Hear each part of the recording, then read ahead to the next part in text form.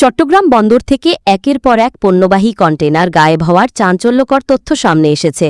গত 4 বছরে বন্দর থেকে রহস্যজনকভাবে গায়েব হয়ে গেছে অন্তত 250টি কন্টেনার। কাস্টমসের স্বয়ংক্রিয় অ্যাসাইকুডা ওয়ার্ল্ড সিস্টেমের নিরাপত্তা দুর্বলতাকে পুঁজি করে একটি শক্তিশালী সিন্ডিকেট বছরের পর বছর ধরে এই জালিয়াতি চালিয়ে আসছে বলে অভিযোগ উঠেছে। সংশ্লিষ্ট সূত্রে জানা গেছে, গত বছর চট্টগ্রাম বন্দর থেকে প্রায় 1.5 কোটি টাকা মূল্যের কাপড় ভর্তি একটি কন্টেনার গায়েব হয়ে যায়। এ ঘটনায় থানায় মামলা দায়েরের দীর্ঘ 10 মাস পর সম্প্রতি কন্টেনারটি খালি অবস্থায় উদ্ধার করা হলেও ভেতরে থাকা কাপড়ের কোনো হদিস মেলেনি। শুধু তাই নয়, চলতি বছরেও কাপড় বোঝাই আরও একটি কন্টেনার গায়েবের ঘটনা ঘটেছে, যেটির খোঁজ এখনও মেলেনি। অনুসন্ধানে দেখা যায় 2021 থেকে 2024 সাল পর্যন্ত বিগত 4 বছরে বন্দর থেকে একইভাবে 250টি কন্টেনার গায়েব হয়েছে। সবচেয়ে আশঙ্কার বিষয় হল গায়েব হওয়া এসব কন্টেনারে প্রকৃতপক্ষে কী ধরনের পণ্য ছিল তাও অজানা থেকে গেছে।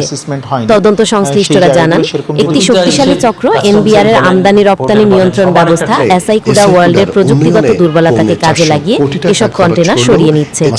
চক্রটি মূলত পণ্যমূল্য ফাঁকি, পণ্যের গুণগত মান নিয়ে জালিয়াতি, পরিমাণ ও ওজনে কম দেখানো এবং পণ্যের এইচএস কোড জালিয়াতি করে একের পর এক চালান খালাস করে নিচ্ছে। এ বিষয়ে চট্টগ্রাম বন্দর কর্তৃপক্ষের chairman rear admiral SM. Moniruzzaman বলেন, এই সিন্ডিকেটের ভেতরে অনেক সংশ্লিষ্টতা আছে, সেই সিন্ডিকেটটাও আমরা তদন্ত করেছি। আমরা বিভিন্ন সংস্থার হেল্প নিয়েছি, এখানে ডিজিটাল বিষয়ও আছে, এখানে ফিজিক্যাল বিষয়ও আছে, সবকিছুই আছে। অন্যদিকে কাস্টমসের নজরদারির বিষয়ে চট্টগ্রাম কাস্টমস হাউসের সহকারী কমিশনার ও মুখপাত্র শরীফ মোহাম্মদ আল আমিন জানান, আইজিএম পড়েছে, কিন্তু পরবর্তীতে এটা অ্যাসেসমেন্ট হয়নি। সেই জায়গাগুলো সেরকম যদি হয়ে থাকে অবশ্যই সেটা আমাদের যে সিস্টেম আছে অ্যাসাইকুডা ওয়ার্ল্ড সিস্টেমে, সেটার মাধ্যমে আমরা দেখে একটি নির্দিষ্ট সময় ও মেয়াদ পাচ্ছি, সেটা পার হওয়ার পরে আমরা নিলামের কার্যক্রম গ্রহণ করে থাকি। এদিকে বন্দর থেকে একের পর এক পণ্যভর্তি কন্টেনার গায়েব হওয়ার পেছনে সার্বিক নিরাপত্তা ব্যবস্থার ঘাটতি ও জালিয়াতিকে মূল কারণ হিসেবে দুষছেন বিশেষজ্ঞরা।